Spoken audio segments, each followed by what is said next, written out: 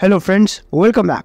Today we are diving deep into the exciting and ever-evolving world of artificial intelligence. We will explore where AI stands today and what's the future hold for the groundbreaking technology. AI को understand करने के लिए सबसे पहले हमें इसकी historical footage को समझना पड़ेगा।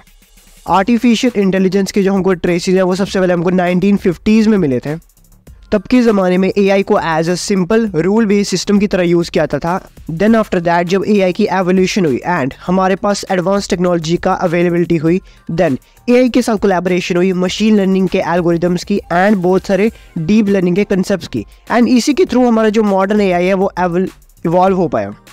आज की इस डिजिटल एज में हमारे पास मॉडर्न एआई एप्लीकेशन बहुत सारी है, like self driving cars, virtual assistants and और भी बहुत कुछ।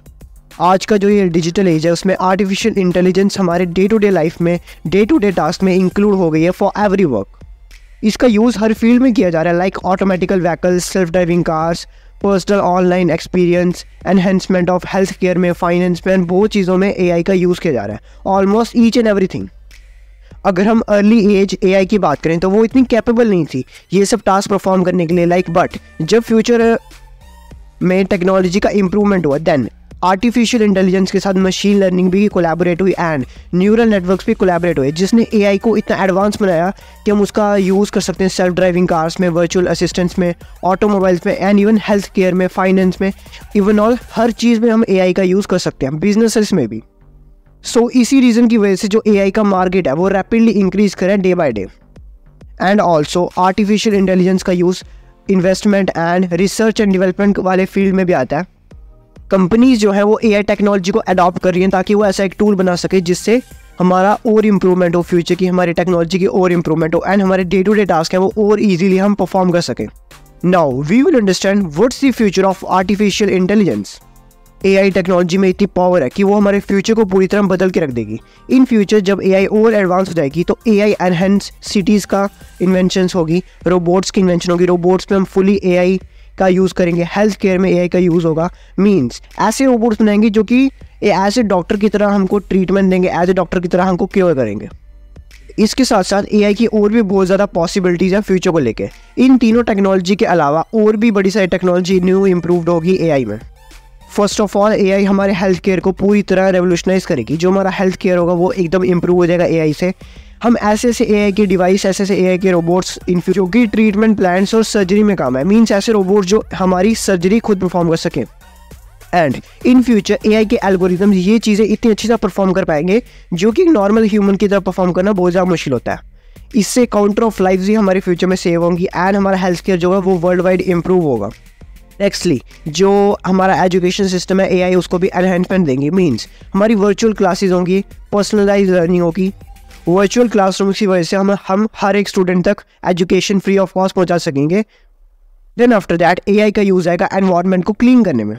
फ्यूचर में हमारे आर्टिफिशियल इंटेलिजेंस के जो एल्गोरिदम्स हैं वो इतने एडवांस हो गए होंगे कि जो क्लाइमेट का डाटा है उसको एनालाइज करके एआई फ्यूचर भी प्रेडिक्ट कर पाएगा कि कब बारिश होगी कब नहीं होगी, और वो भी एकदम एक्यूरेट।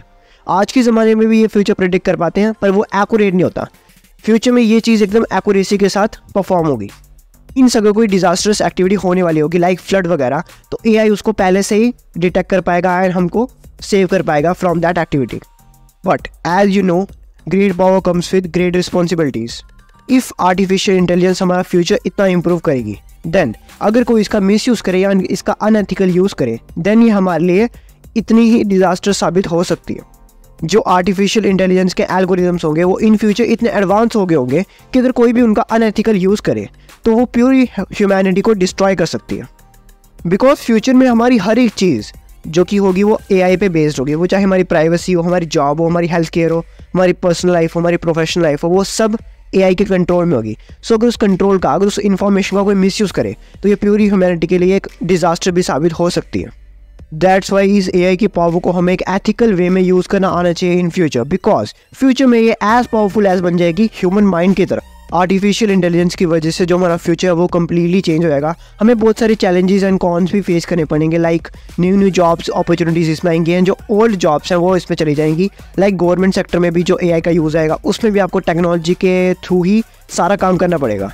सो जो ओल्ड जॉब हैं वो इसमें चली जाएंगी एंड न्यू जॉब अपॉर्चुनिटीज़ इसमें आएंगी, as well as government sector as well as private sector. And after 20-30 years जब एआई इतनी पावरफुल हो जाएगी देन हम उसको नाम देंगे सुपर इंटेलिजेंट एआई, जिसको हमें एकदम केयरफुल वे में यूज़ करना पड़ेगा because it holds the power like a human mind. AI के थ्रू जो हमारा डेवलपमेंट रेट है वो इनक्रेडिबल इंक्रीज होगा बिकॉज आने वाले 10 साल में इतनी ज़्यादा डेवलपमेंट होगी ना एआई की, जो कि पिछले 100 साल में भी आज तक नहीं हुई होगी। तो जो आने वाले हमारे 10 ईयर्स 20 ईयर्स हैं वो बहुत ही क्रूशल है एआई के लिए, बिकॉज तब ये इतना ज़्यादा एडवांस हो चुका होगा कि कोई भी चीज़ हम इमेजिन भी नहीं कर सकते, तब वैसी वैसी चीज़ें पॉसिबल हो गई होंगी।